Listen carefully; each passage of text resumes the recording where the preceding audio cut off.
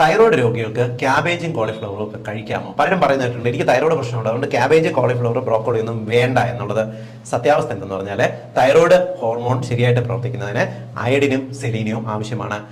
നമുക്ക് ഈ cruciferous vegetables ആയിട്ടുള്ള ക്യാബേജ്, കോളിഫ്ലവർ, ബ്രോക്കോളി എന്നിവയുടെ അകത്തെല്ലാം തന്നെ ഗോയിട്രോജൻസ് എന്ന് പറയുന്ന ചില രാസവസ്തുക്കളുണ്ട്. ഇത് അയഡിന്റെ ശരീരത്തിന്റെ മെറ്റബോളിസത്തിനെ ചെറുതായിട്ട് താളം തെറ്റിക്കും. അതുകൊണ്ടാണ് ഇത്തരത്തിലുള്ള ഭക്ഷണങ്ങൾ ഒഴിവാക്കരുതെന്ന് പണ്ട് കാലത്തുള്ള ഡോക്ടർമാരെ പറഞ്ഞിരുന്നാൽ.